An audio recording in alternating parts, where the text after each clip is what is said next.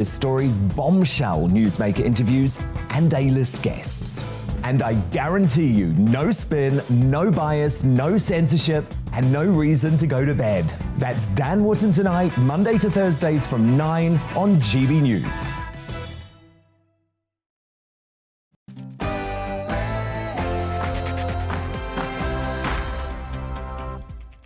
A very good afternoon. It is 3 o'clock. This is the Briefing PM, your fix of all the latest political news, debate and analysis here on GB News. I'm Darren McCaffrey, and here's what's coming up over the next hour. After those scenes of Sir Keir Starmer being heckled by protesters outside Parliament, is it time for the Prime Minister to apologise for his comments regarding Jimmy Savile? Well, we'll be speaking to a Labour and Conservative MP about that in the studio and a lot more. Also, the Prime Minister yesterday started in number 10 by saying that he will survive to his new press secretary. Today, he said about a small cabinet reshuffle. We'll get the latest from Westminster. And at the end of the hour, the Secretary of State for Levelling Up, Michael Gove, is set to speak in Liverpool. We'll be live with what the people there make of levelling up. And as always, do get in touch. You know the email address by now, gbviews@gbnews.uk, or you can tweet us at gbnews. A very good afternoon and welcome to the programme.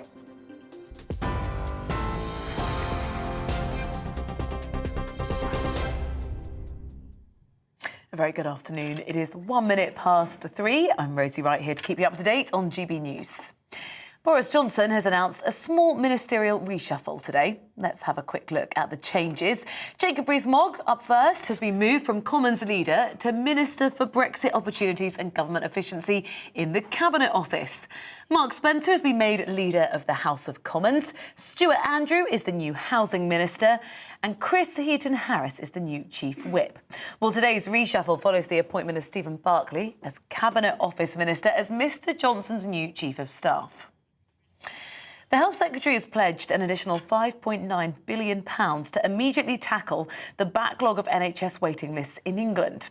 Unveiling his new elective recovery plan, Mr Javid promised to cut waiting lists to under a year by 2025. The number of people waiting to start routine hospital treatment in England now stands at 6 million. That's up from 4.4 million people before the pandemic. Sadly, as a result of focusing on urgent care, the NHS couldn't deal with non-urgent care as much as anyone would have liked. The British people, of course, have understood this. Despite these exceptional efforts, there is now a considerable COVID backlog of elective care. But I want these people to know that the NHS is open, and as Health Secretary, I want them to come forward for the care they need. The Commons Speaker, Sir Lindsay Hoyle, says it was inappropriate for Boris Johnson to claim that Sir Keir Starmer failed to prosecute Jimmy Savile, warning such comments only inflame opinions. It's after the Labour leader was targeted by a crowd of lockdown protesters yesterday, some shouting traitor and Savile at him, one repeatedly accusing him of protecting paedophiles. Well, at least 6 Conservatives, including a former cabinet minister, have now linked the harassment of the Labour leader to Boris Johnson's Savile claim. The Prime Minister tweeted describing the behaviour towards Sir Keir as absolutely disgraceful. However, Sir Lindsay reminded the House that words have consequences. It's been reported that some abuse was directed to the Right Honourable Member, the Leader of the Opposition, yesterday, related to claims made by the Prime Minister in this chamber. But regardless of yesterday's incident, I made it clear last week that while the Prime Minister's words were not disorderly, they were inappropriate. As I said then, these sorts of comments only inflame opinions and generate disregard for the House, and it is not acceptable. The energy regulator Ofgem says UK households could face a further increase in energy prices, especially if there's a conflict between Russia and Ukraine.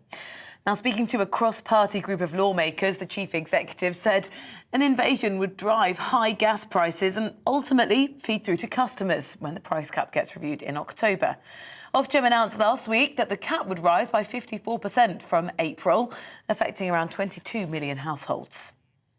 Professor Sir Chris Whitty has written to unvaccinated NHS staff, telling them it's their professional responsibility to get vaccinated.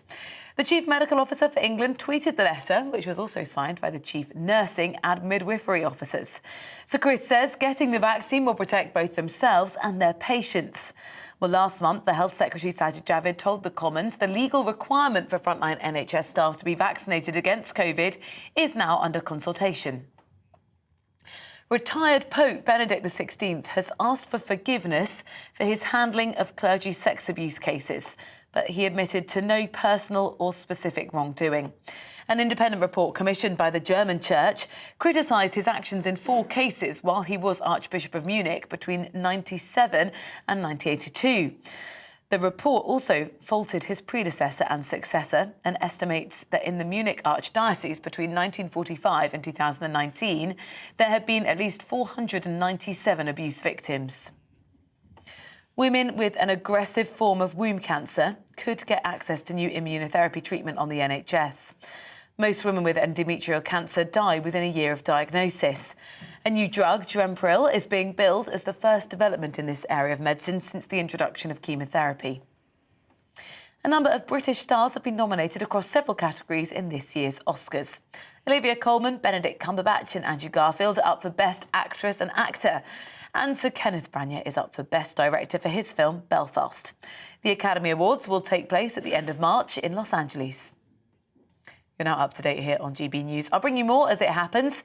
Now let's head to the briefing with Darren.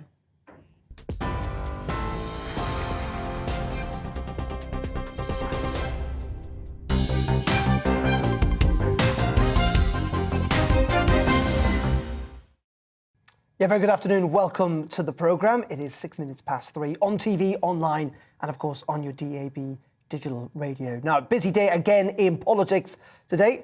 When was the last day it wasn't busy? Number 10 have said they're not going to apologise to Sir Keir Starmer after Boris Johnson accused him of failing to prosecute Jimmy Savile. It follows, of course, as we saw in the news there, the Labour leader being targeted by angry protesters in Westminster who surrounded him, calling all sorts of names. They were anti-vax protesters, including traitor, but also mentioning the word Jimmy Savile several times, suggesting that, of course, Keir Starmer might be responsible for that. Now, the Prime Minister said that the ambush was absolutely disgraceful and completely unacceptable, but Number 10 have rebutted suggestions that Mr Johnson was to blame for the incident. And all this while we've had essentially a shadow cabinet, a small cabinet reshuffle with Jacob Rees-Mogg becoming the Minister for Brexit Opportunities and Government Efficiency, whatever that means, and Mark Spencer being the Leader of the House, along with Michael Ellis, the man who's gone to the Commons to bat for the Prime Minister in the last couple of weeks. Well, he's going to be Minister for the Cabinet Office. Delighted to say, here to discuss all of this, 2 esteemed MPs, Richard Fuller, who's the Conservative MP for North East Bedfordshire, and Mike Kane, who's Labour's Shadow Transport Minister. Thank you, gentlemen, for joining us here in the studio. First of all, with you, Richard, let's start with what happened last night. I mean, do you think the Prime Minister was in any way responsible? Do you think he should apologise? I don't think the Prime Minister was responsible at all. People had turned up for an anti-vax rally. They then behaved in a very aggressive way towards Sir Keir Starmer. But I don't think it's right to say the Prime Minister is responsible for those individual actions at all, no. Mike? Well, first of all, Keir and David Lammy comported themselves, I think, brilliantly in the face of such hostility. It's not so much the dog whistle politics that this Prime Minister engages in, it's the fact that he's reading these alt-right trolls and repeating it in Parliament, and I think that's what he needs to apologise for. And just talking about that, Mike, you know, there's lots of people who may well feel that this, you know, when it comes to the Prime Minister, you know, he said what he said, it's not entirely without basis, and that also those people last night need to take responsibility for their own actions. Well, let's take historic child sex abuse. The Prime Minister's on the record of saying it's a malarkey investigating it, and the prosecution services were spaffing money up the wall. He's clearly on record as having said this, but now he uses it as a tap line in some sort of Trumpian way to basically incite people to harass politicians in public. I knew David Amos. He was a friend of mine. I knew Jo Cox. She was a friend of mine. We have to, the Speaker's right, we have to moderate our politics and the language that we use.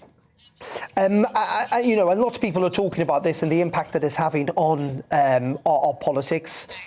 In saying that, there is questions here about kind of the words that politicians use, but many people are pretty outraged that, Boris Johnson's being blamed directly for this. He wasn't inciting violence. It was, as Dominic Raab would suggest, the cut and thrust of politics. Well, this is his modus operandus. If you hire a clown, you get a circus, and this is what we've got. And he's trying to deflect, diffuse, get away from the fact that he held parties in 10 Downing Street. It was one rule for him and another for the country. And this is the way he works. And he's dragging the Conservative Party through the mud, but he's dragging the country through the mud. And we have to put a stop to this. I just wonder when enough Conservative MPs will be shamed by this Prime Minister that they will put the letters in and have a no confidence vote in. Clearly, Richard, some of your colleagues have reached that point. Why have you not? I think there's a difference between smears and allegations from the Labour Party and the facts of the matter. And I think if you are looking to make a judgment on the Prime Minister, and Mike is suggesting that letters should go in, which means Mike is saying that we should overturn the person who was chosen 2 years ago to be Prime Minister of this country. That's a very big, high bar to us to achieve, and I think therefore we need to base it on facts. We have a number of steps to go through. We have the Sue Gray report, we have lying to Parliament, we have the issues to do with what the Met Police say. At the moment, we have no evidence from the Met Police that the Prime Minister, let alone an organising party, even attended anything that was against the law. So I think we should let the facts speak first, and then we can have the broader questions that Mike wants us to focus on now come to attention. In saying that, Richard, when we look at this, just on the Jimmy Savile stuff, and we'll move on to other stuff, I promise, in a second. That has been an online conspiracy theory for, a while. The Prime Minister did it in the heat of the moment because he wanted to lash out at Keir Starmer. But we know that the accusation itself is not true. He had to clarify the fact that it's not true. That's not very prime ministerial, is it? To essentially hold on to a conspiracy theory, to use the dispatch box to attack the Prime Minister or the Leader of the Opposition on that platform, and then clarify remarks days later. I mean, it's not very statesmanlike, is it? Well, I think we have to look and see what was the point that was trying to be made. So there is an issue which we're looking at with the Prime Minister now, is to what extent is the Prime Minister, who may not have been at an event, may not have even been at number 10... let me just finish. Yeah. He was at an event, though. He's already admitted he was at an event. Well, the broader issue here that was trying to investigate is should the Prime Minister be held accountable for events that went on at Downing Street, which he wasn't. He didn't organise, perhaps he wasn't even there, perhaps he didn't even attend, because there were these 16 events that went on across government, not just in number 10. And the point is, if someone in charge, the point of comparison here is someone in charge of an institution, to what extent are they accountable and what should be the consequences for them if something goes wrong in that organisation? And I think that was the point he was trying to make. Not that Sir Keir, I think it was, I think the Speaker was absolutely right, it was inappropriate to say that Sir Keir failed to prosecute, but it was the case that the CPS, which Sir Keir headed, was not pursuing the prosecution. And that's the point, isn't it, Mike? That Keir Starmer has used his record at the CPS at the dispatch box for, the last year or so, talking about the good record he's got about prosecuting criminals and paedophiles and everyone else. And yet he did apologise for its failure, the CPS's failure to prosecute Jimmy Savile. Well, what's the Prime Minister of the United Kingdom reading alt-right conspiracy theory websites? I put that point to Richard, but Richard's point and retort is that essentially, he was in charge of the organisation when it failed to investigate Jimmy Savile, and in the end, it's like the Prime Minister having to take responsibility for things that have happened within government, even though he might not be directly responsible for them. I expect this politics, and I had it in my own constituency from the likes of Tommy Robinson or Stephen Laxley Lennon, but I don't expect it from the Prime Minister of the United Kingdom. He has to be a serious man for serious times. Leaders have followers, and his followers are draining rapidly. OK, and let's move on to the reshuffle, Richard. Do you welcome today's moves? I mean, bit of a demotion somewhat for Jacob Rees-Mogg? Not really, actually. I'm rather pleased to see him in that role. I supported Brexit. I was looking forward to the opportunities of Brexit. We are now a couple of years delayed on some of the moves that we could have made, because obviously the government's been focused on COVID. And I think Jacob's got the sort of attention and detail on this that he'll get things moving. So no, I think it's actually setting him up for more of a challenge. Does that include on VAT on fuel?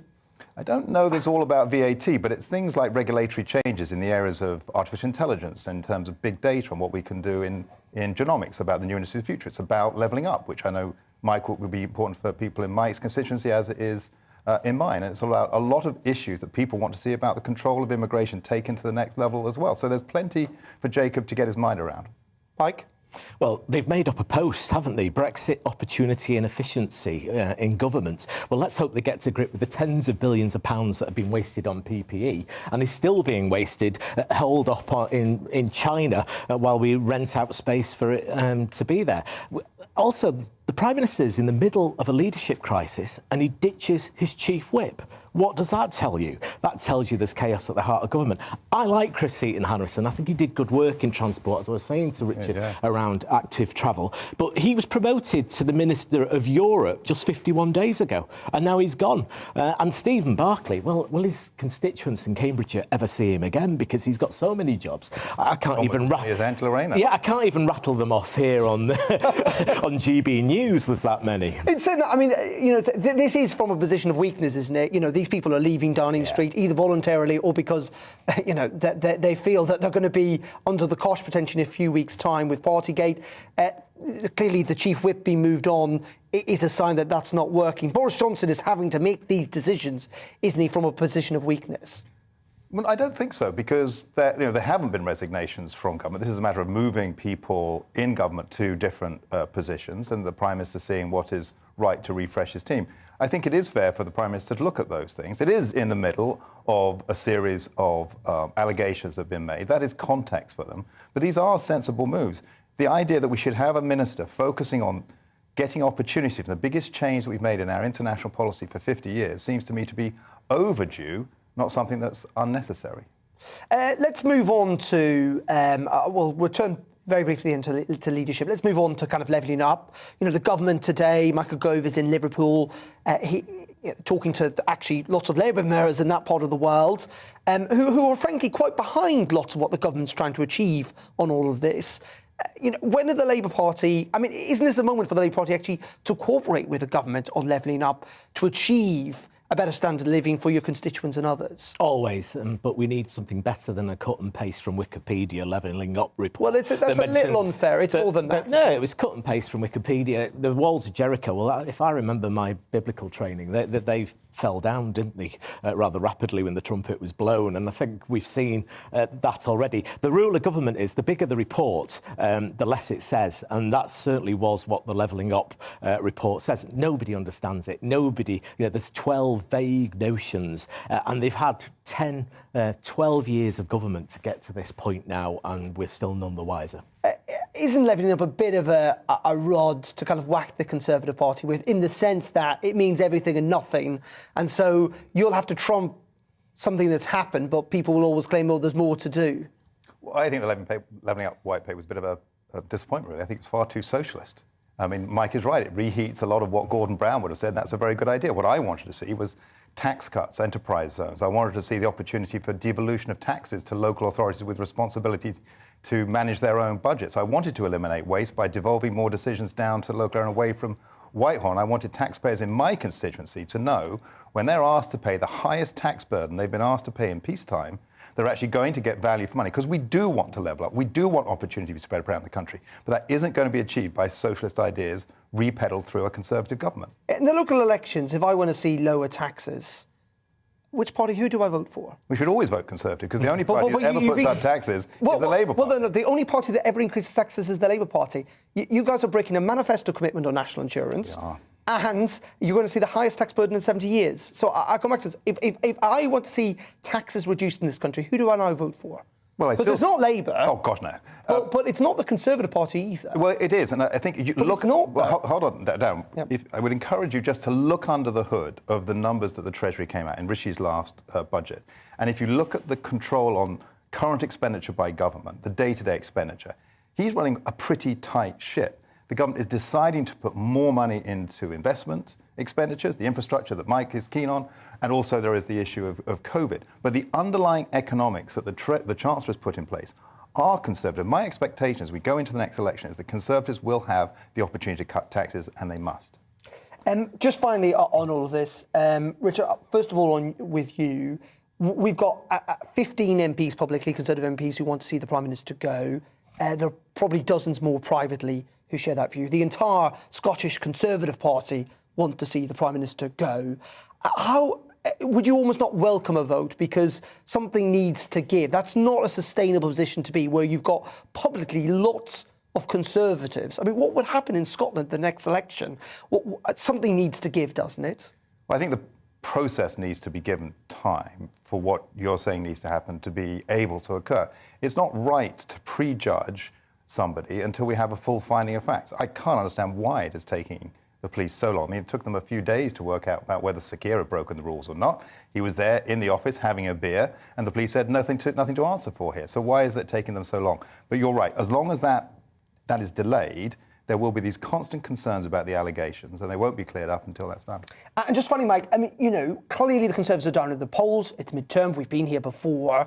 And support for Boris Johnson has fallen. There is no doubt about that. What's also true, though, is there's not been a massive kind of love-in with Keir Starmer, has there, frankly? I mean, the government's down because the government is down. It's not because the opposition has suddenly soared to success. I think we're rolling out some really innovative policies at the moment, and we talked about tax. I feel Richard's paying, actually, but we've said let's not... well, to be fair, if you went up to most people in the public and you said, Darren, name me one Labour policy, I mean, I think most people would genuinely struggle.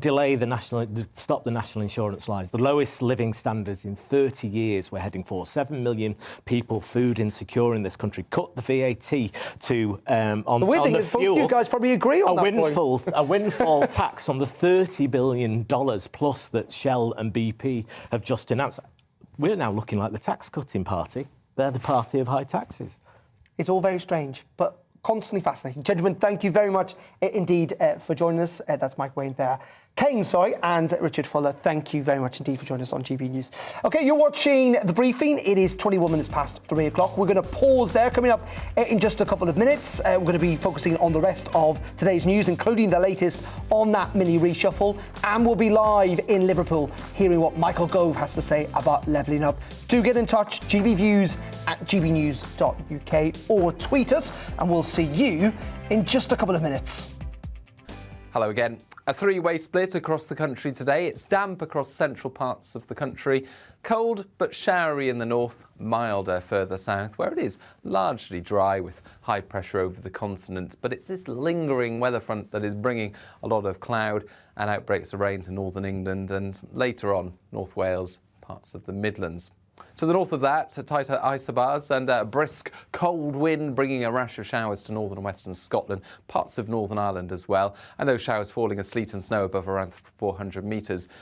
Again, we've got that damp weather persisting across northern England, North Wales, and eventually the far southwest of Wales overnight, North Midlands as well. Some moderate rain associated with this. To the south, though, we're in the mild air, 8 or 9 Celsius for parts of southern England and South Wales as we start off Wednesday. Colder further north with some icy patches for Scotland and Northern Ireland, where we've seen showers continue overnight, and temperatures at the start of Wednesday, low single figures. And actually it turns even colder through the day, so don't be surprised if in northern and central Scotland we see snow showers down to lower levels, certainly building up above 300 or 400 metres.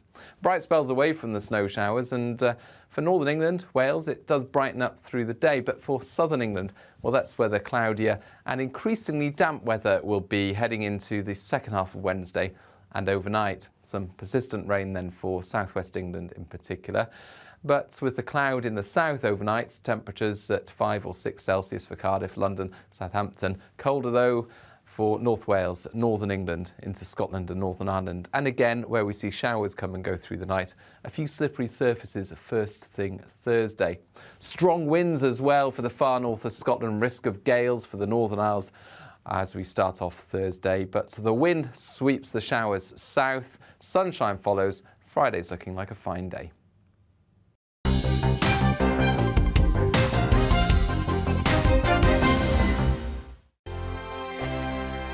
GB News is the UK's home of discussion and debate from all perspectives. To stay up to date on the latest stories, make sure that you subscribe to the GB News channel right here on YouTube. You can watch us live 24/7 across the whole world. You can also check out exclusive content and catch up on previous episodes of your favourite shows. Every day, we ask the questions that you'd ask, so why not add your voice to the conversation in the comments section? Don't forget to subscribe. We are GB News, Britain's news channel. Every night at 11 on GB News, we bring you the next day's stories the day before. Basically like time travel. If it's a big story, we'll cover it, guaranteed. But we'll also have some fun along the way. Big opinions, big laughs. Sometimes big hair. This is Headliners, the paper review show that won't send you to sleep like the others will. 11 p.m, 7 nights a week. Join us.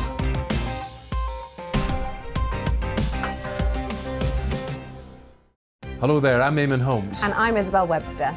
And we hope you can join us for Breakfast with Eamon and Isabel. You make me laugh out loud, belly laugh. Is that important first thing in the morning? Yeah, absolutely. And there's me trying to be deadly serious. News is a serious business. Yeah, I have to rein you in sometimes. Well, it doesn't stop us laughing at it. It doesn't stop us having an opinion on what's going on. Yeah. And it certainly will not stop us reflecting what you think. Weekdays from 6 to 9:30 on GB News. I'm Dan Wootton. Join me Monday to Thursday from 9 to 11 for the feistiest and most fun news debate on TV, where free speech reigns. I'll bring you a sharp take on the day's biggest stories, bombshell newsmaker interviews, and A-list guests. And I guarantee you, no spin, no bias, no censorship, and no reason to go to bed. That's Dan Wootton Tonight, Monday to Thursdays from 9 on GB News. My name's Tom Harwood, and every weekday we bring you The Briefing live from 9:30 a.m. The stories, analysis, and live debate that you need to hear.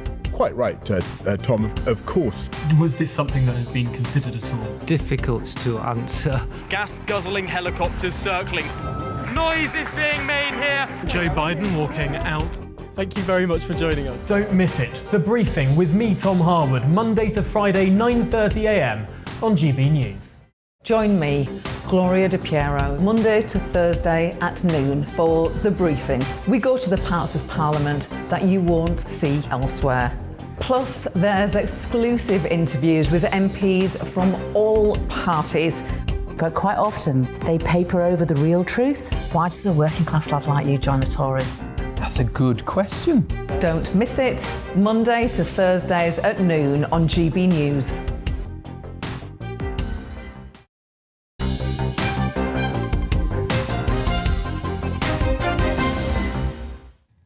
Very welcome back to The Briefing with me, Darren McCaffrey. 27 minutes, almost past 3 o'clock on this Tuesday. Thank you indeed for your company. A new poll out in the last couple of minutes from Savanta Comres, a snap poll on what happened outside Parliament yesterday involving Keir Starmer. 69% of those asked said the Prime Minister was responsible for the Leader of the Opposition being harassed. That included 54% of 2019 Conservative voters, 68% saying that the Prime Minister should publicly apologise to Keir Starmer. 68% say he should withdraw the comments, that the Prime Minister should withdraw the comments. And 64% say politics has gotten a lot nastier in the last 5 years. That's a snap poll, just over 1,000 adults carried out by Savanta Comres following that incident outside Parliament yesterday. We've also had a mini reshuffle today as well. Jacob Rees-Mogg moved, as well as Mark Spencer and others. Let's get more on this. Join the political commentator, Conor Tomlinson. Conor, very good afternoon to you. Thank you for joining us here on GB News. First of all, just on that snap poll, 7 out of 10 people linking what happened yesterday with the Prime Minister's words. That can't be good, can it, for number 10? Well, it's not good optics. I'd like to say, first of all, that I don't think Boris is responsible for the people going out and harassing Keir Starmer and David Lammy. I'd like to say also, unequivocally, it's obviously wrong. However, a bit like the film Joker, people shouldn't be surprised when things reach a political boiling point, and some people who feel very atomised, isolated, dispossessed, take it out in a very unhealthy way on the people they see as tyrannising them through job losses or mandatory vaccination, etc. But the Prime Minister, although he didn't dig the trenches and hand them the guns, he did load them the ammo. And of course, as your previous guest Richard said, it's not the direct fault of Keir Starmer. The only conversation you can have around it is possibly how much responsibility does he bear as a head of an institution. He apologised on behalf of the institution, but it wasn't his negligence, it wasn't his failure on the watch that stopped Savile getting prosecuted. So the claims of the protesters, mobbers, etc., were completely wrong when they yelled at him child molester. They were abhorrent. But that also doesn't mean the Prime Minister is directly culpable for them going out there and being out there, as they always are. Yeah, but my point is, frankly, it doesn't really matter what you and I think about this, and we could spend all afternoon debating the rights and wrongs of it. My point is that 7 out of 10 people think that the Prime Minister is responsible, and essentially 7 out of 10 want him to apologise. I'm asking you, that's not a good look for the Prime Minister. No, but it hasn't been a good look for the Prime Minister for quite some time, and we've had a sort of drip feed of Partygate thing, etc. No, I've been one of the people that's been heavily critical of him ever since lockdown was rolled in. I thought that was completely wrong. And I've been one of the people saying he should probably step aside for the health of the country. But also lots of people are getting fatigued, and it seems like he's got a bit of a Teflon effect at the moment, where the more mud you throw at him, well, he's a giant mud monster, so nothing particularly sticks. I think the only way Boris is going to get out is going to be in the May elections, when the Tories have a palpable suffering at the hands of these press stories, and we see it in the voting figures that support for them is down. We saw that in the Bexley by-election in my local constituency, where it wasn't so much that the parties flipped because Labour had a very low turnout, but it was actually most Tory voters just stayed home because they were so disaffected from the party they weren't willing to support it. So I think Boris is going to cling on until then. What do we think of the reshuffle, Connor? It's somewhat of a demotion for Jacob Rees-Mogg. He's not a full cabinet minister. He's going to attend cabinet, but he's a minister of state now. And Mark Spencer moved as chief whip. What's your take on all of that? What do you think the Prime Minister's trying to achieve by it? Well, I think it's actually a better role for Rees-Mogg. As anyone knows, he was a former chair of the European Research Group. He has a fair amount of business acumen that's made him one of the wealthier members of Parliament, and his sister was a former Brexit Party MEP. So he's been mired very much in the Brexit and business opportunity circles. The only contention is as a sort of sub-cabinet minister, is he going to get the opportunity to go on TV more and say things that are going to get him in trouble? Because that's one of the things that people have accused him of being a little bit out of touch and have said things that are a bit ignorant in the past. I've also got a speaking engagement with him tomorrow, so if anyone has any burning questions for me to pose to him, please tweet them into GB News. But I do think the interesting thing about this appointment, and particularly the other one with Mark Spencer after the Owen Paterson scandal, is the government, much like giving the knighthoods to Whitty, Van Tam and Harries, they're shoring up the narrative around their conduct in the last couple of years, almost in a sort of backlash to saying this doesn't look very good for the Prime Minister with the scandals, the Partygate, etc. They're saying by allowing some people to possibly fail upwards, it gives the illusion they've been doing a good job all along. And in many ways, some might suggest also kind of quite a defensive reshuffle, kind of showing up support amongst those people that have been pretty loyal, as you've been suggesting, to the Prime Minister. Yeah, it's a sort of Shakespearean thumb on the nose to the likes of the Scottish Conservatives who have been calling for Boris Johnson to step down, whereas Rees-Mogg said he couldn't even name who Douglas Ross was and called him a lightweight. To have that then promotion and have Mogg's name in the headlines, while the Scottish Conservatives' concerns have been shoved to the side, and also Mark Spencer when he was accused of not only the Owen Paterson handling, but also apparently misconduct around Tory MPs who said, we were threatened to have the whip withdrawn and funding withdrawn for our constituencies, to saying the Prime Minister should be held to account over Partygate. It's again that sort of ratification of the loyalists, that shoring up of the narrative of saying, we've done nothing wrong, we're going to get on with tackling for the country, fie to whatever you've said in the press. OK, Connor, appreciate your analysis and your thoughts this afternoon. That's Connor Tomlinson there, political commentator, joining us down the line. OK, we'll be back in a couple of minutes' time, right up until 4 o'clock. We'll be live in Liverpool, don't forget, for Michael Gove's big speech. But before all of that, just after 3:30, here's the very latest news with Rosie Wright.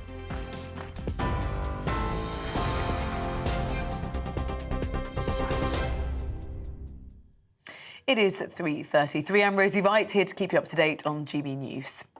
Boris Johnson has announced a small ministerial reshuffle today. Jacob Rees-Mogg has been moved from Commons leader to Minister for Brexit Opportunities and Government Efficiency.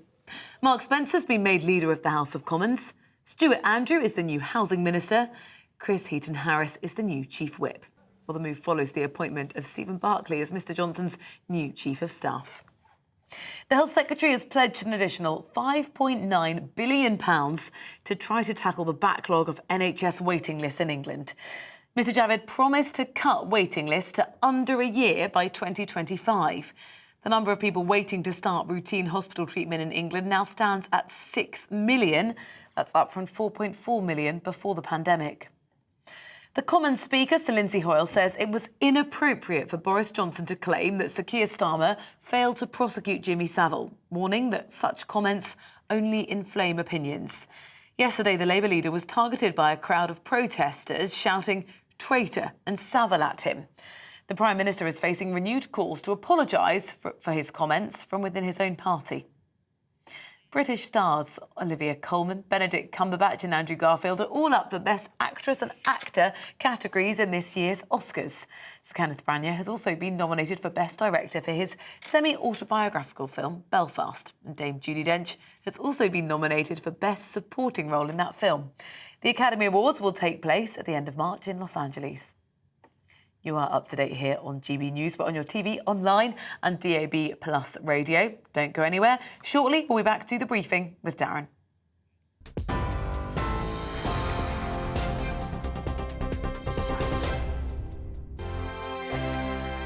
GB News is the UK's home of discussion and debate from all perspectives. To stay up to date on the latest stories, make sure that you subscribe to the GB News channel right here on YouTube. You can watch us live 24/7 across the whole world. You can also check out exclusive content and catch up on previous episodes of your favourite shows. Every day, we ask the questions that you'd ask, so why not add your voice to the conversation in the comments section? Don't forget to subscribe. We are GB News, Britain's news channel.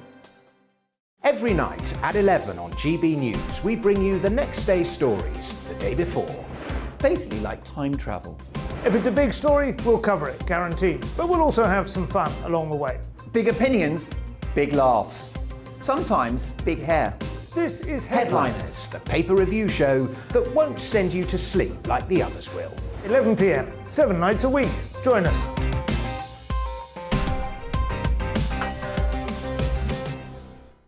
Hello there, I'm Eamon Holmes. And I'm Isabel Webster.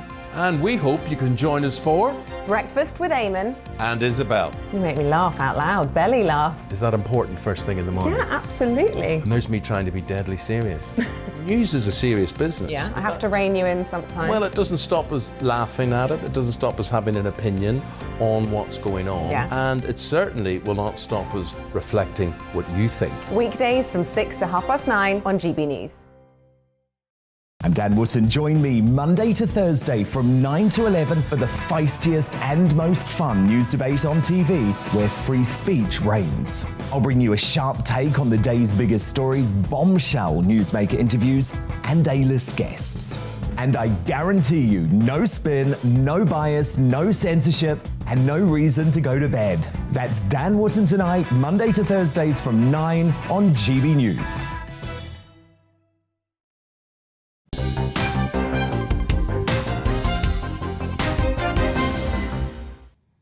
Very welcome back to GB News and The Briefing with me, Darren McCaffrey. 23 minutes to 4 o'clock on TV, online and on DAB digital radio. Lots of you be getting in touch. GBViews at gbnews.uk. Annette Dorling says, no.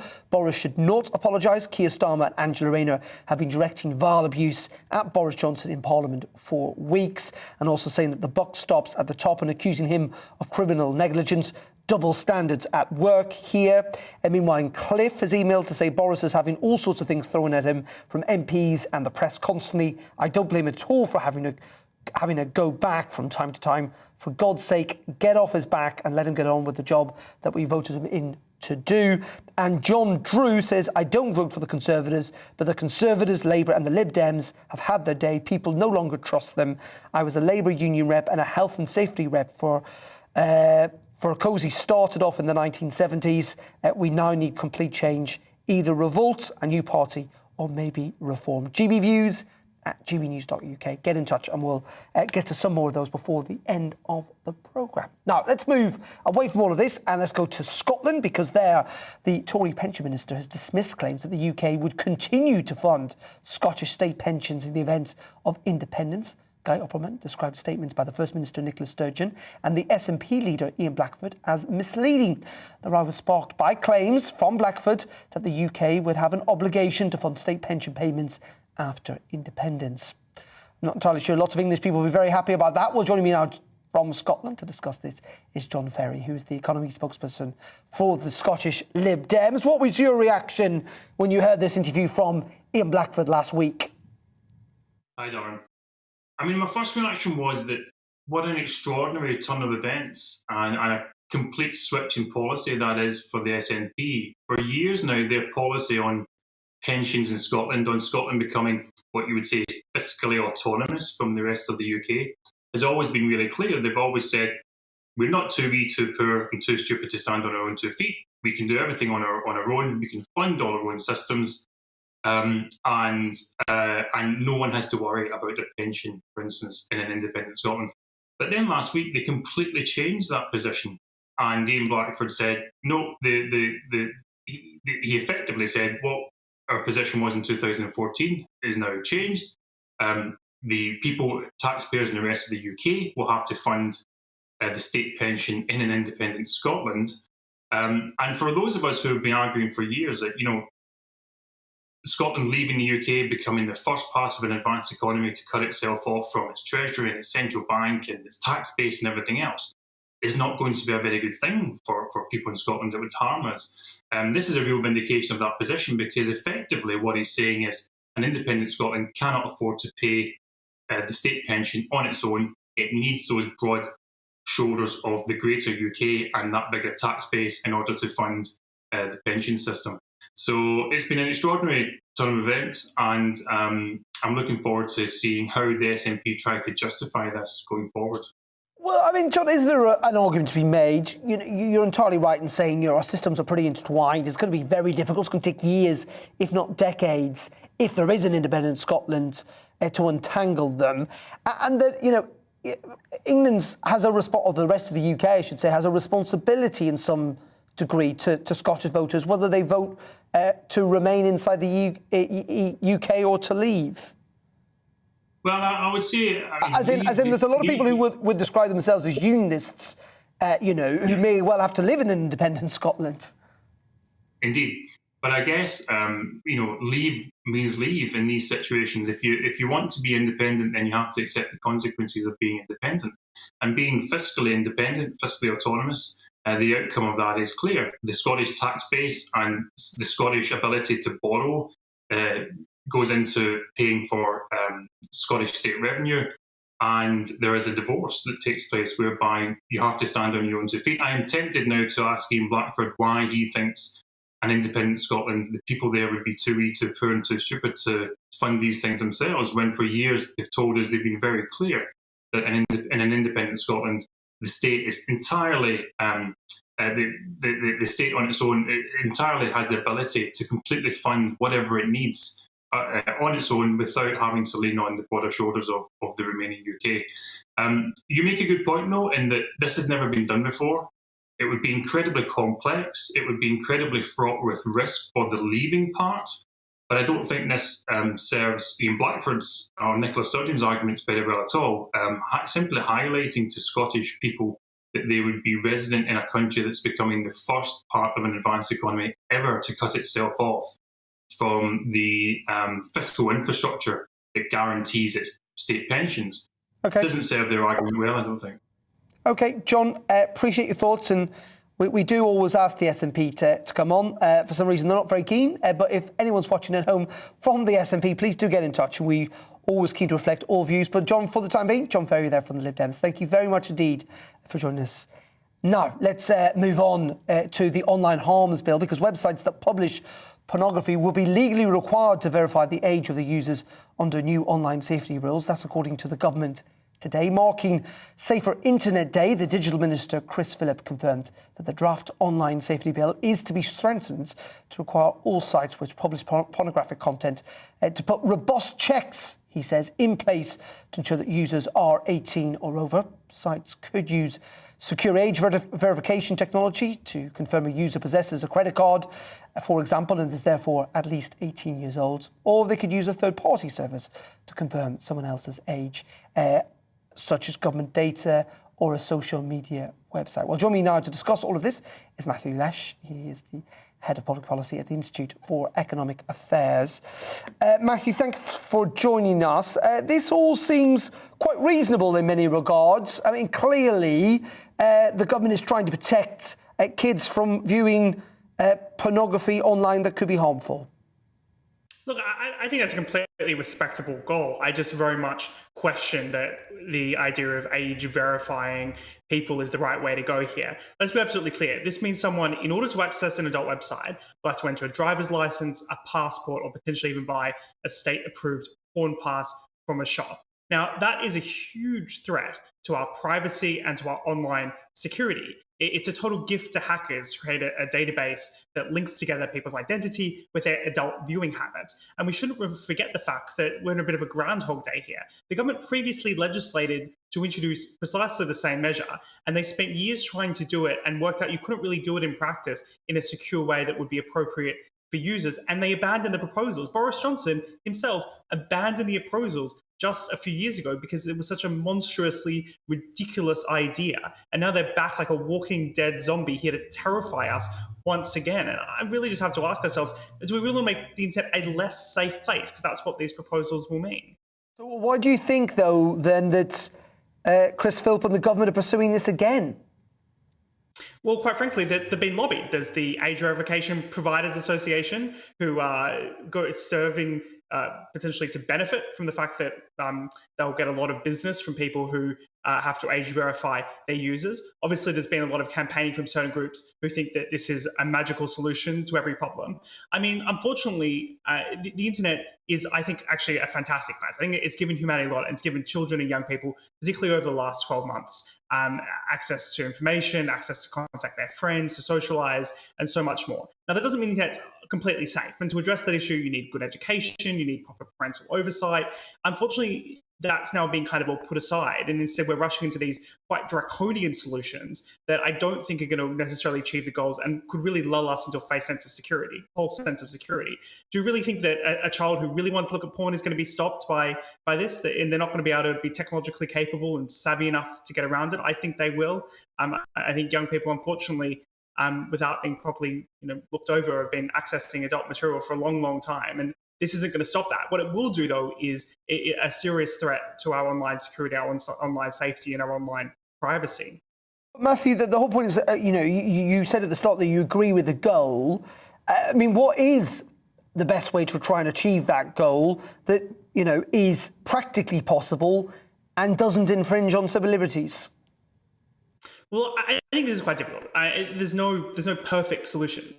I mean, how would you make the internet an entirely safe place? How would you make the real world an entirely safe place? You could put a camera into everyone's room and monitor them 24/7 to make sure they don't do anything inappropriate or don't look at the wrong things they're not meant to. We, of course, accept in a free society that's not necessarily possible. We do try to do things like education. We do ensure that law enforcement is properly resourced to deal with issues when they do arise. We do try to create good social norms. And I think the government's lost track of this. It seems like legislation, and quite extreme legislation, is their solution to every problem, rather than thinking about things from a more wider societal perspective.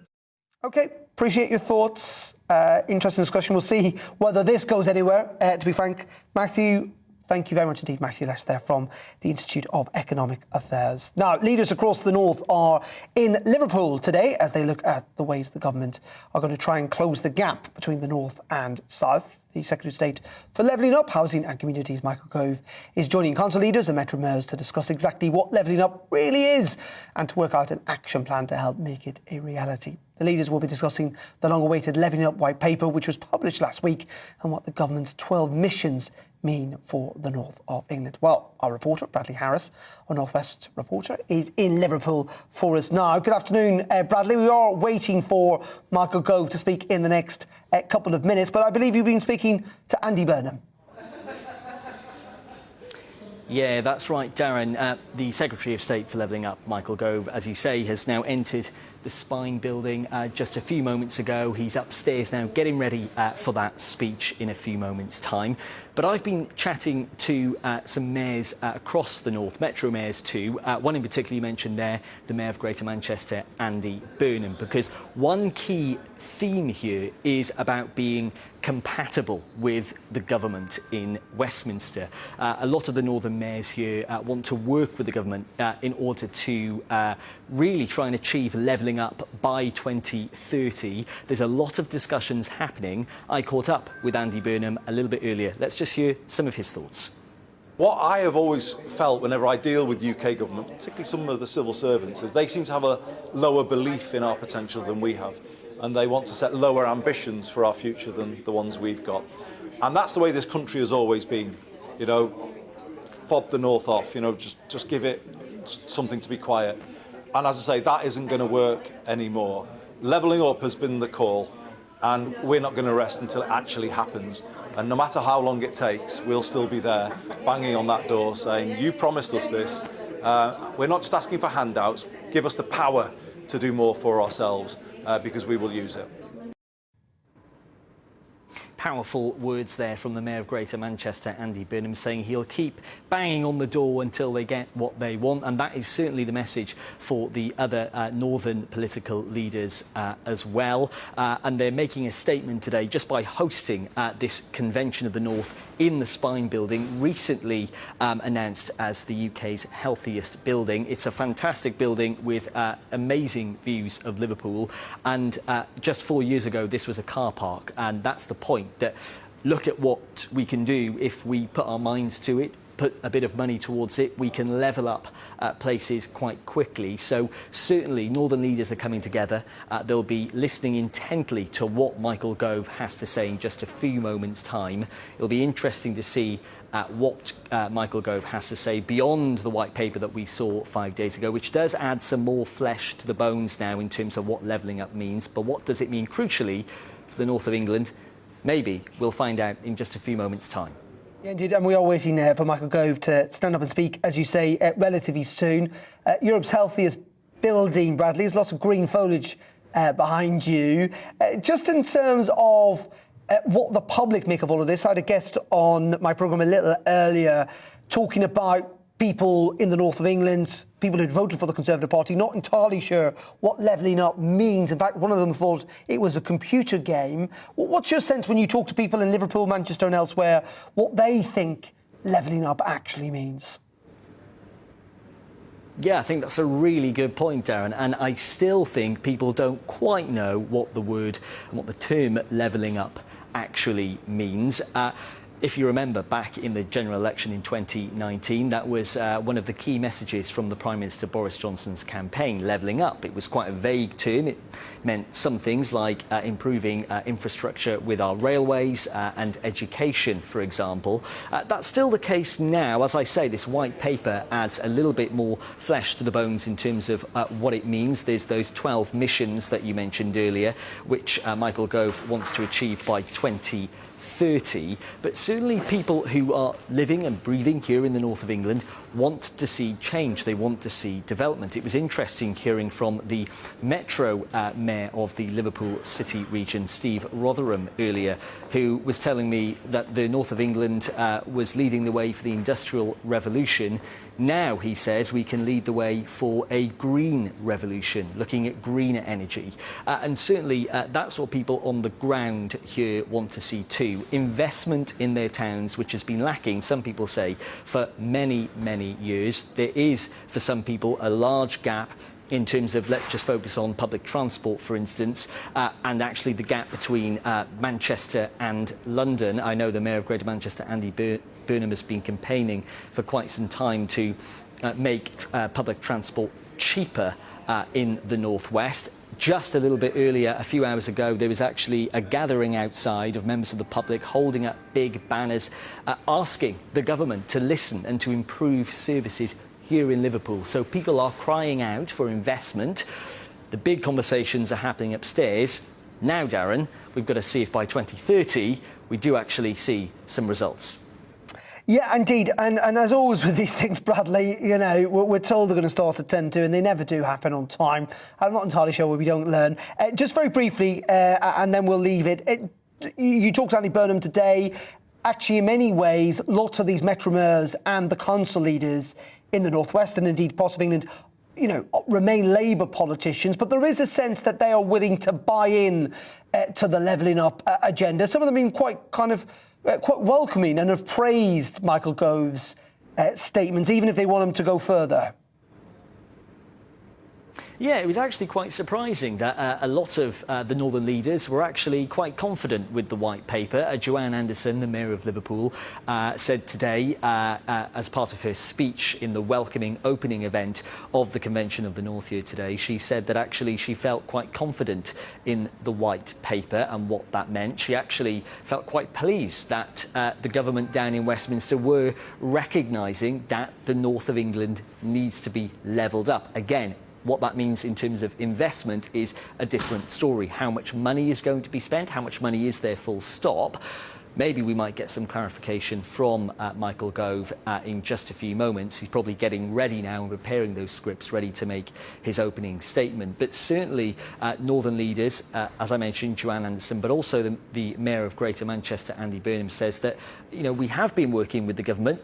Hopefully that compatibility, that working with the government can continue now up until 2030, and hopefully we'll see some results. OK, Bradley, appreciate your thoughts. Thank you very much indeed for standing in for us there. Bradley Harris, our North West reporter. Lots of you getting in touch this afternoon as we wait for Michael Gove's speech to start. Amber is saying that requiring verification on adult sites won't work. You can simply use a VPN to appear that you're in a different country where verification isn't required. It's a stupid idea. Billy has got in touch about the SNP, saying... essentially, Darren, does this also mean that Ian Blackford can claim a portion of the UK's national debt for an independent Scotland? On Keir Starmer, Mr Jones getting in touch saying Boris Johnson should not apologise to Starmer over the Savile failure. It is not a conspiracy theory that the CPS failed in bringing him to justice. Starmer accepted his knighthood for the work at the CPS. Equally, he should be held responsibility for his failures. Always get in touch. We want to reflect a wide range of views here on GB News.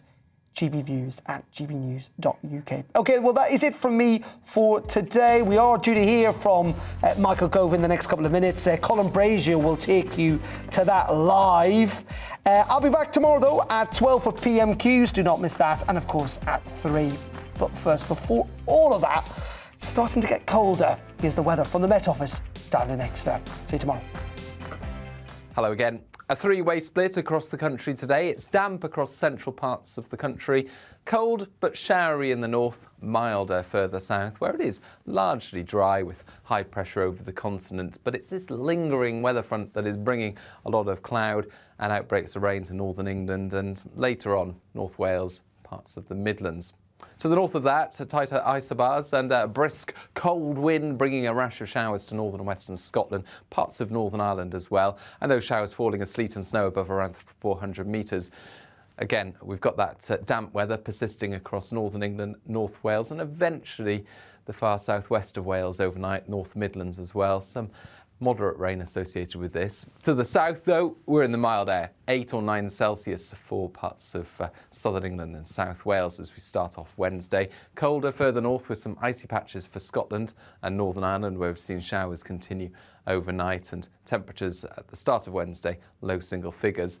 And actually it turns even colder through the day, so don't be surprised if in northern and central Scotland we see snow showers down to lower levels, certainly building up above 300 or 400 metres. Bright spells away from the snow showers, and for northern England